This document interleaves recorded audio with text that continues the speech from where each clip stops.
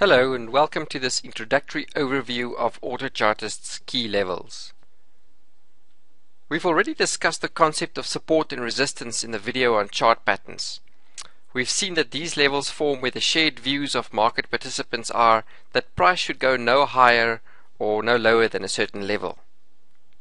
With key levels there are a couple more characteristics that makes them particularly interesting.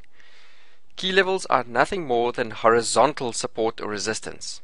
This means that the peaks or troughs of the price graph line up to a horizontal psychological barrier. You may note that a horizontal line on a historical price graph is a singular price level. With dynamic support or resistance lines, that's ones that slope up or down, the market participants adapt their decision points linearly as time goes by, so the price point at which they would buy or sell goes proportionally higher or lower with time. But with key levels, that price level stays the same throughout. Now let's investigate what could be some of the reasons behind the formation of such key price levels. In other words, we ask, why do traders find certain price points significant? The most common or obvious case we encounter around significant or whole numbers.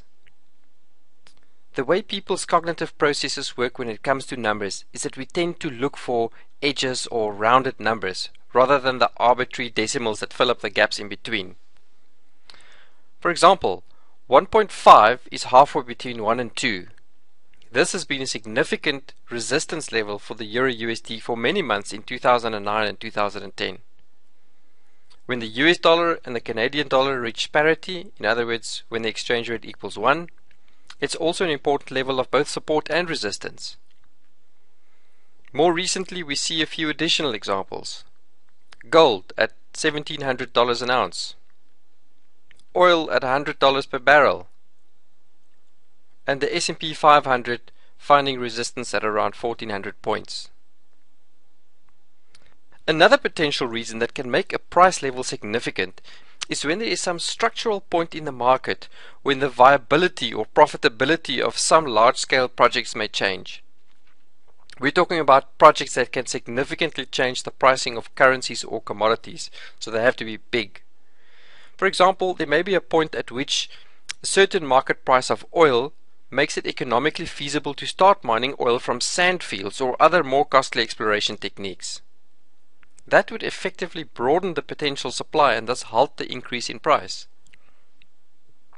A third explanation for the establishment of key price levels is historical maxima or minima.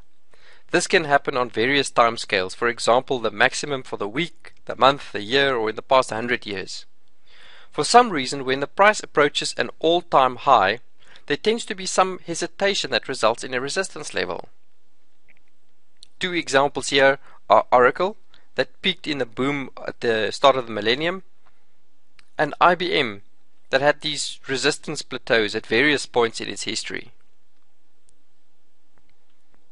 There could also be political or economic factors that play a role. For example, when a government such as Switzerland decides that it will intervene when its currency strengthens beyond a certain point relative to other currencies, and they increase their foreign reserves and thus increasing the international supply of their currency, they can create a key level of resistance. These are a few reasons why we can find support and resistance at specific price levels. The base criteria for AutoChartist to identify a key level is that there be a minimum of 3 touching points at a specific price level within a small error margin. Key levels can have more touching points, up to 10, and the more touching points a key level has, the more significant the level turns out to be. It is how the theory of support and resistance goes. But it also makes logical sense.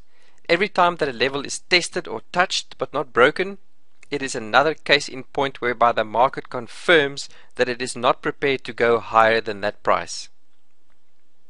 The more often it happens, the more likely it seems that it will happen again. So once a key level has been identified and we can see how significant it is, there are 2 possible types of trade opportunities that arise. The first is a breakout. When a key level is breached, the theory is that the momentum of the price will carry it some distance beyond the identified level.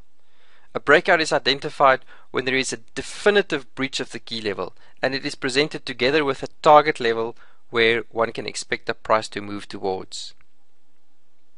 Another type of trade opportunity is when the price has bounced off a key level and moved away, but it is now yet again approaching that level. Here the expectation is for the price to reach the key level once again. A secondary opportunity exists that the price would continue beyond the support or resistance line, forming a breakout. As you can imagine, horizontal support and resistance not only provide potential trade opportunities, but they also give traders some very good indications of where to place stop loss and take profit levels. What's more is that they can be powerful confirmations of other opportunities. For example, certain chart patterns have horizontal support and resistance built in, like ascending or descending triangles, rectangles, head and shoulders. So if one were to look at all the action that happens at or near a price level, it may provide an even deeper level of insight and more credibility to each pattern involved than if they were evaluated individually. Take, for example, this descending triangle on the Australian-New Zealand dollar exchange rate.